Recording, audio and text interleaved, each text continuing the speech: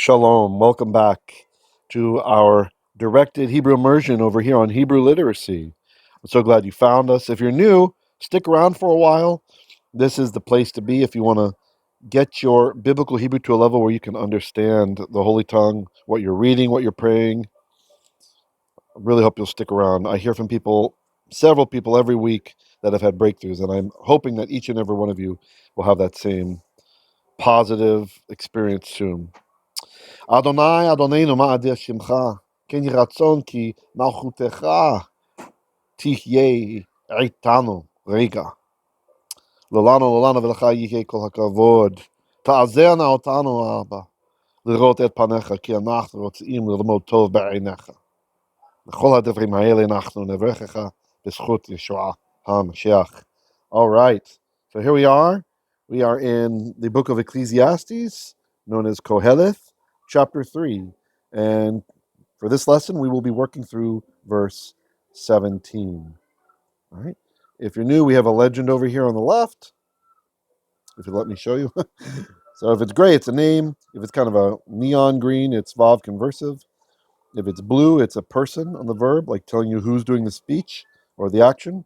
If it's red, it expresses definiteness. If it's yellow, that's a pronoun or a pronominal suffix, a suffix that's about a pronoun. If it's a different shade of green, not really hunter green, but a darker green, not a glowing one like this, then that's a conjunction here. And if it's aqua or has a kind of a light blue highlight, that is a construct state. Basically, the bluish highlight we're using for construct state, and the whole aqua outline is for the entire construct chain. Even though the last word is not in the construct, it's part of the chain. And orange is for prepositions. All right. So I'm going to scan through the reading now. Amarti ani belib'i et hatzdik ve'et hrasha yishpot haElohim ki ait lechol cheifetz ve'al kol maaseh sham. Lord. All right, sorry about that. So amar, the very first word, amar. If you're just listening, that's fine too for you auditory learners. It's aleph mem resh. Amar. Amar is say. Ti reminds us of ani, of I. So amarti, said I. Ani, aleph nun yod, also means I. So what's happening here? We have ti and we have ani. So literally it says, said I. So usually this, when we have an extra pronoun that we don't need, this is one way that biblical Hebrew will express emphasis in some manner. Here I've added it to the legend for you. Emphasis, right? We have like a magenta or pinkish color. So this pronoun, ani, is what we call an emphatic pronoun. So amarti ani means something like I myself said, or I indeed said. Belib'i. So the bait is in, and this word, it's levav. There's a dagesh in the bait because the second bait has collapsed. So levav is now just lib-i. The yellow e, if you're looking, that's a pronoun, pronominal suffix, meaning me. So be in lev, it's in the construct form because when we put a suffix on, we make it construct in the heart of e, of me. So in my heart. And please remember that in biblical Hebrew, the word levav or lev, heart, almost always does not mean heart like we think of in English. I don't know why so many translations are hyper literal about it. Something is lost when you do that. In biblical Hebrew, heart means mind. Lev or levav mean mind. So amarti ani belib'i means indeed, or I myself said in my mind. Well, what does that mean? That means that entire phrase we can actually understand as I thought to myself. Amarti ani belibi. I thought to myself, or I myself thought in my mind, to be hyperliteral with it. You can say, for belly be in my heart. Everybody else does. But just understand that if you're not just doing this for your own Bible study and you're having like a small group, a home group, or you're teaching a congregation or something, or you're having Devar Torah, that most people are not going to understand that the Hebraic way of expressing mind is just how you say heart. Americans and Brits and other native English speakers, or if you're speaking Russian, serce, or some other other language, you're in mein Herz. You're going to have this issue where people associate it with emotions, right? The heart is the seat of emotions, isn't it? But not so in biblical Hebrew. In biblical Hebrew, other organs have to do with emotions. Usually, the kidneys are the emotions, right? So if you want to say something in your heart, you would talk about in your kidneys in biblical Hebrew, right? It kind of like we have this. I don't know if it's native to English or not. Oh yeah, I have a gut feeling, you might say, right? Or I feel it in my guts. In Yiddish, there's talk about feeling something in your kishki, right? In your intestines, right? So this also happens in biblical Hebrew, but not with bekever, not in the innards, but with the liver, in the liver. The liver oftentimes has negative emotions associated with it, but not the heart. Okay, so amarti ani belibi, I said, I myself said, or I myself thought. I think it's fair to nuance amar here as thought to myself for English dynamic understanding of be in lib, pardon, be lib in heart of me, in heart of in my mind. Okay, what did he say in his mind? Et hatzdik ve'et hrasha yishpot. So I read all that together, but here we have et, that's aleph tav. Now this is the DDO, the definite direct object marker. So really, we would expect this to come after the verb. And the same thing with another DDO over here, et, by hrasha. But instead, they're coming before the verb, yishpot. Now, that, again, implies emphasis. So using the same color for emphasis,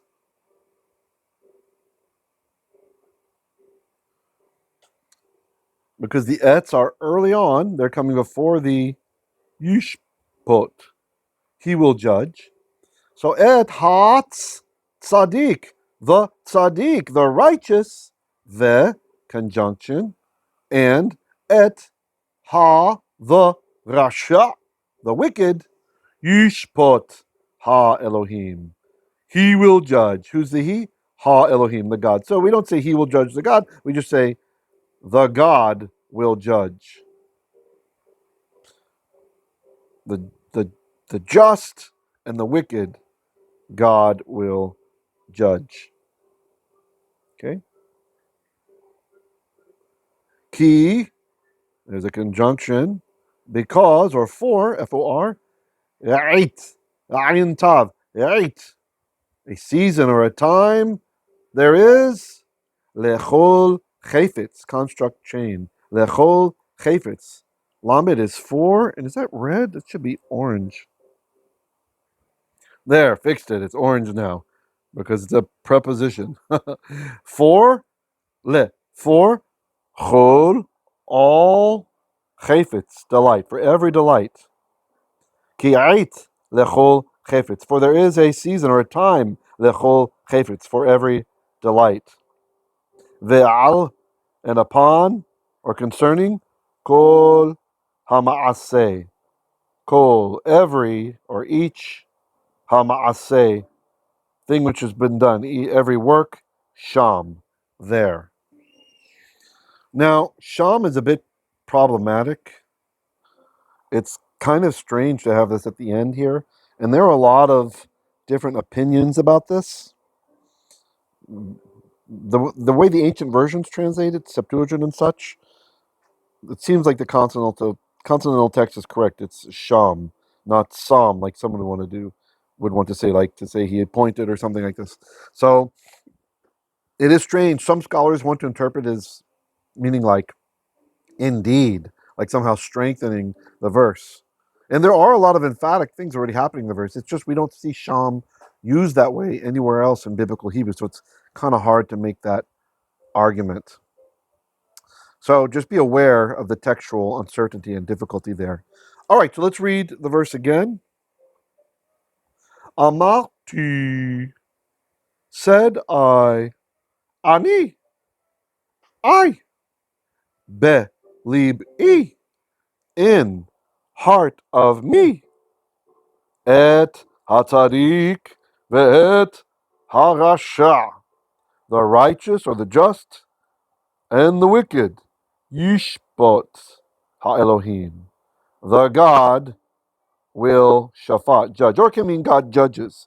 It doesn't have to mean a future. Remember, imperfect forms in Hebrew, in biblical Hebrew, don't have to mean perfect. It could just be saying he is the one who judges those things. And this brought to mind one other thing to keep about the word hatzdik. You can interpret it as the righteous or the just here.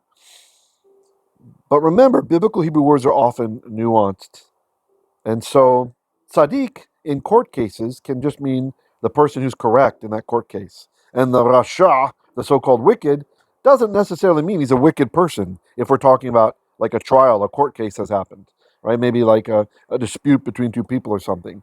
The tzaddik is the one who wins, who might actually be an evil person. And the hrasha is the one who loses that particular case. Well, he might actually be a good person, but he was wrong in that case. One place where this really comes up a lot, well, this is a great example of how studying Hebrew is very important. Uh, there's a lot of theology that happens from the Hebrew impaired, right? Like, for example, when you have a verse that talks about an evil spirit from the Lord, right? An evil spirit is serving God. What? And so the theologians, they'll kind of make this claim, or even just common pastors will make the claim that, well, see, even evil spirits have to do what he says. He is God, right? He's in charge of everything. Like, kind of implying that there's no rebellion allowed from those. And that's just not what it means. Ra, meaning evil, can be nuanced to mean bad for us, i.e. bad for humans. Right? So an evil spirit from the Lord, it probably would be better to translate like a spirit of malice, right, from the Lord, or a spirit that is not good for humans, right? That spirit loved God. In all likelihood, loved and served him and was happy to serve God when it was sent to Shaul HaMelech. So that can help. Just knowing a few things about how Hebrew is nuanced can actually help a whole lot and not coming up with some bad theology. All right? Okay. Yishpot. He judges. Who judges? haElohim, the God. Ki ait lechol cheifetz. Ki, for there is an ait, ayin tav, a time or a season, lechol, for every or all cheifetz, desire or want. Ve'al, and with or upon, kol ham maaseh, kol, all of ham, the maaseh, the work, right? Like the product of work, sham. Now we had that problem with sham. I would like to read to you an entry from the scholar Chun Leon Seo, and he writes concerning this. There's a lot he wrote about it, but let's just look here at the end here, kind of get to his conclusion. The word probably should be repointed either as a noun or gerund from sim or sum, and he's referencing one of my favorite scholars, Mitchell Dahoud, in his Northwest Semitic Philology work, pages 354 to 55. In this connection, one notes that Hebrew sim or sum could refer to the determination of events, like in 2 Samuel 13:32, or the setting of a date, Exodus 9:5, or Eov 34:23. Reading me'od for awad there. The word thus corresponds to Akkadian shiamu, shamo, to determine, and shimtu, fate or destiny. And then he references some ancient Near Eastern literature.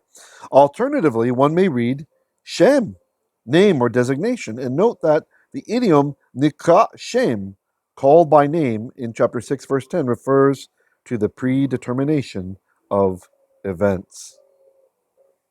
So let's just read it one more time. This time I'm only going to read the Hebrew, and you just do your best to understand. Amarti ani belibi et hatzdik ve'et hrasha yishpot haElohim ki עת lechol cheifetz ve'al kol maaseh sham. One more time, better speed. Amarti ani belibi et hatzdik ve'et hrasha yishpot haElohim ki עת lechol cheifetz ve'al kol maaseh sham. Okay, I hope you guys enjoyed the lesson. Special thanks to my patrons out there. May Adonai bless all of you abundantly for making this ministry possible with your giving. And please pray for this work that we're doing, and also for Congregation Simchat Hashem over here in the Philippines. I am so grateful to you. And even for those of you who can't give, you show up a lot, you leave comments. I'm really glad to know that we're having an impact. Hope you all had a great New Year and a great Hanukkah, which over here in the Iyim, in the islands, is already completed. Shalom, shalom.